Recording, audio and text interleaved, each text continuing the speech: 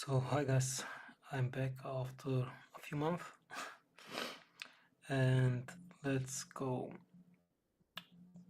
read chapter 40. The people murmur from Numbers. Now all the congregation lifted up their voices and cried, and the people wept at night. All the children of Israel were murmuring against Moses and Aaron. And the whole congregation said to them, "Would we had died in the land of Egypt or in this desert? Why did the Lord bring us to this land to fall in war? Our wives and children shall be plundered. It is better for us to return to Egypt." So they say to one another, "Let us select a ruler and return to Egypt." Then Moses and Aaron fell on their faces before all the congregation of the children of Israel.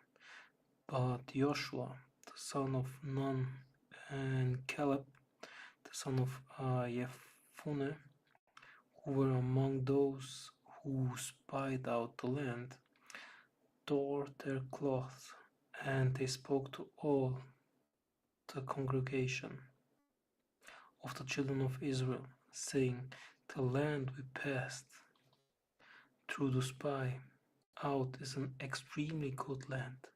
Since the Lord chooses us, he will bring us into this land and give it to us, a land that flows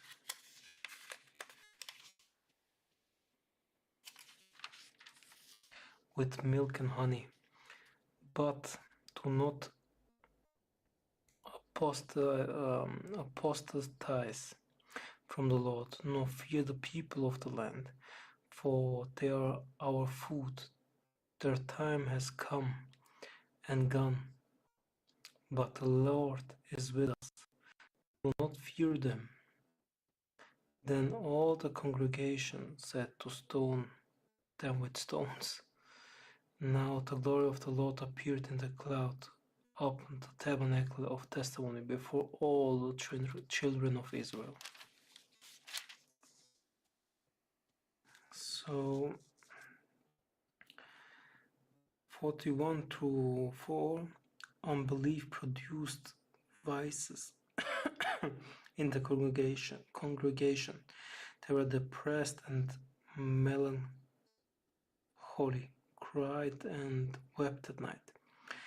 They rebelled against their godly leadership, against Moses and Aaron. Verse 2. They were cowards, fall in war. Verse 3. Their thinking was irrational. Wives and children shall be plundered, return to Egypt. Verse 3. They made an irrational choice, select a ruler and return to Egypt. Verse 4.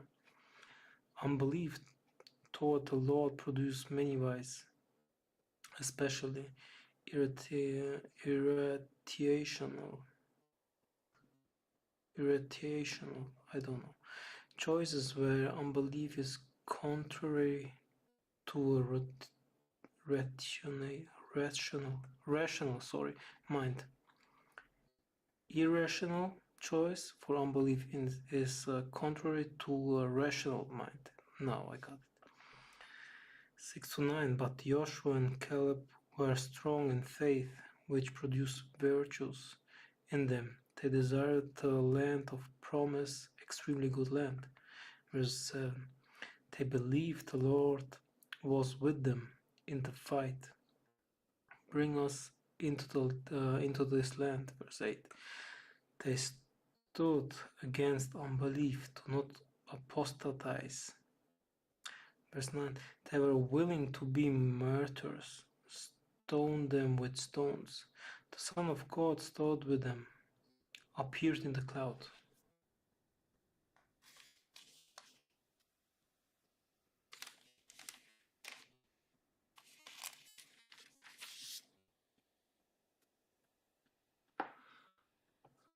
Then Moses intercedes. Then the Lord said to Moses, how long will these people provoke me? How long will they not believe me with all the signs I performed among them? I will strike them with death and destroy them, and I will make you and your father's house into a great and more numerous nation than this one. Then Moses said to the Lord, but the Egyptians will hear it, for by your might you brought these people up from among them, and all the inhabitants of this land heard that you are the Lord among these people, who is seen plainly with the eyes. O Lord, and your cloud stands upon them, and you got before them in a pillar of cloud by day and in a pillar of fire by night.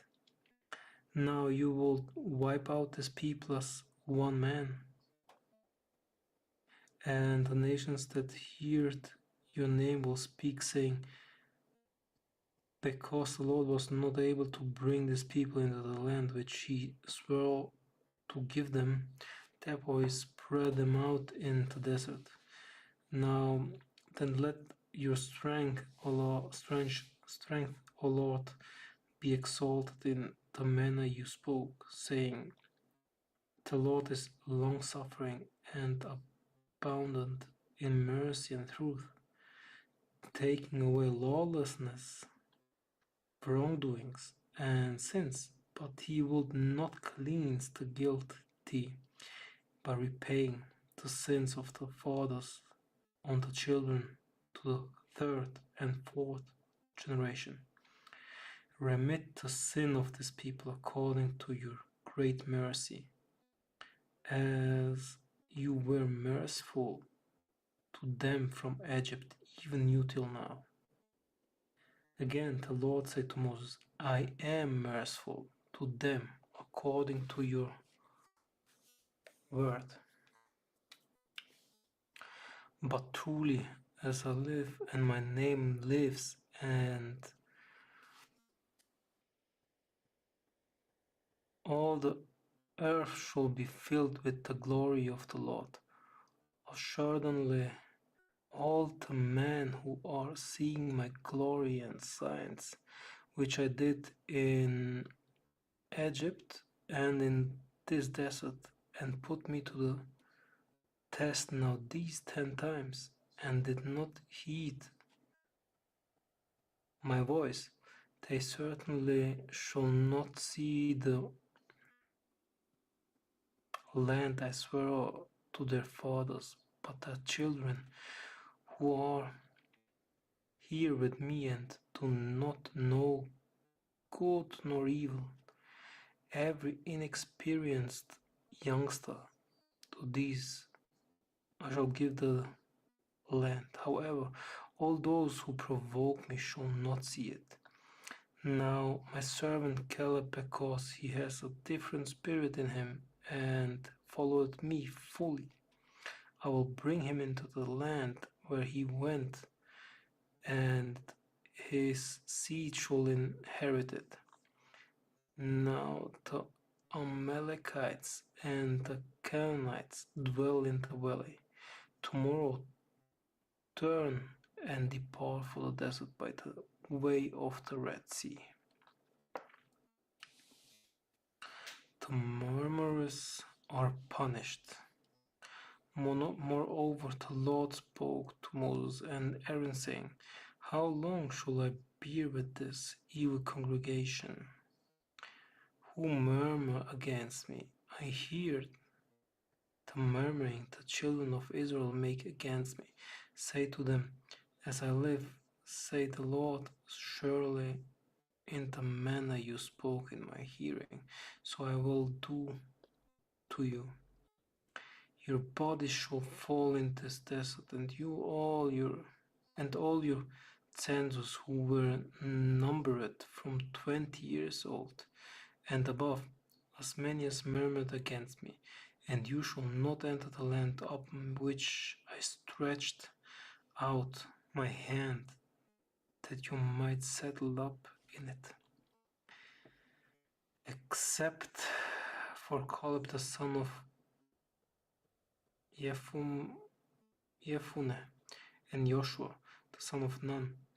But your children, whom you said will be plunder, I will bring them into the land, that they shall inherit the land from which you apostatized. But your body shall fall in this desert. However, your sons shall be shepherds in the desert 40 years, and shall bear your fornication, till your bodies are consumed in the desert,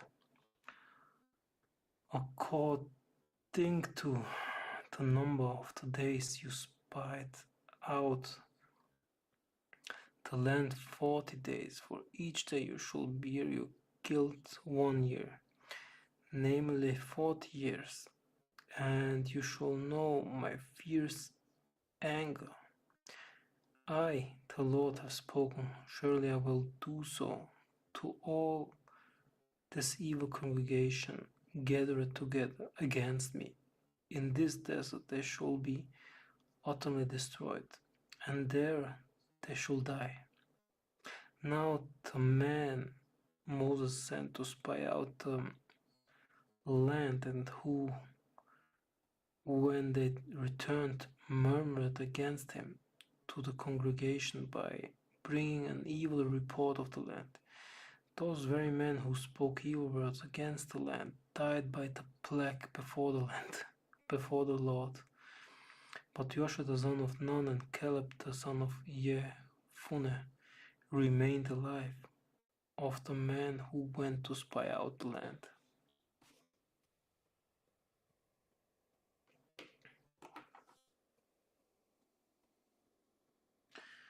So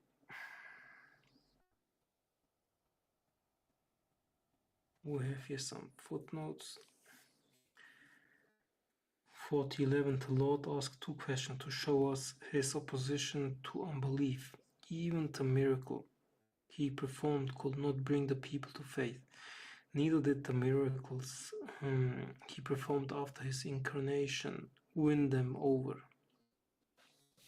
Nevertheless, out of his love for them, he gave them every opportunity to believe. Unbelief is a deep-seated evil. 40:12, unbelief leads to death and self-destruction, for there is no remedy for unbelief. It ultimately led them to the loss of God's kingdom, as it does for all.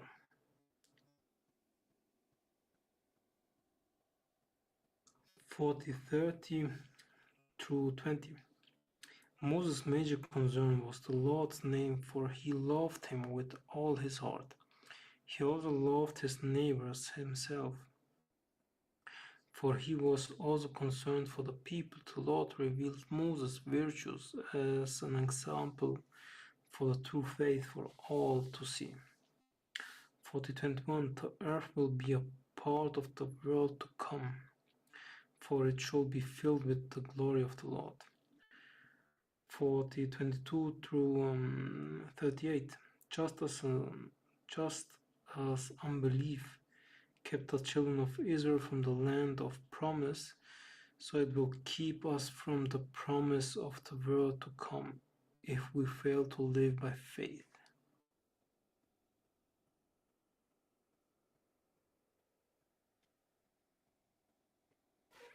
So the first invasion fails. Then Moses told these words to all the children of Israel, and the people murmured exceedingly.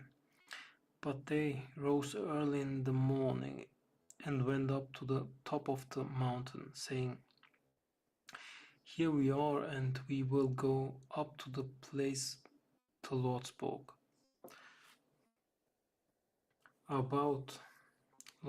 about, for we sinned." So Moses said, "Now why do you transgress the word of the Lord? For this will not be easy for you. Do not go up, for the Lord is not with you, and you shall fall before the face of your enemies.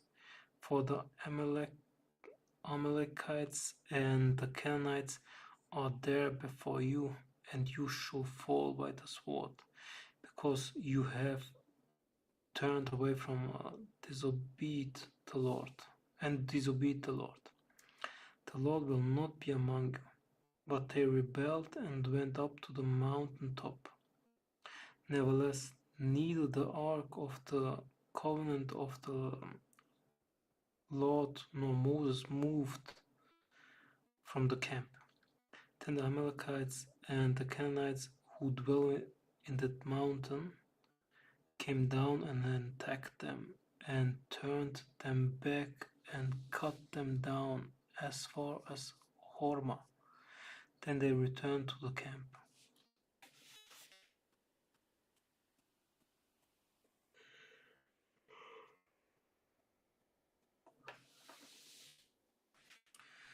So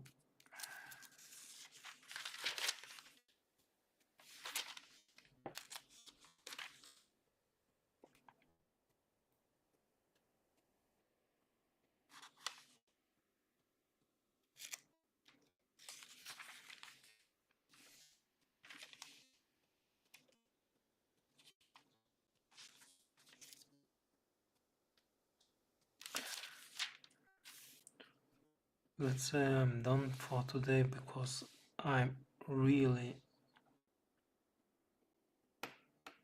not so good at the moment. So thank you for listening, and sorry that I don't read the whole goal. And yeah, I will do something else. I will record it and put it together, and yeah, upload it, and I think Wednesday is better. So thank you for being here, and again, sorry, but I'm not so good at the moment. Thank you, bye.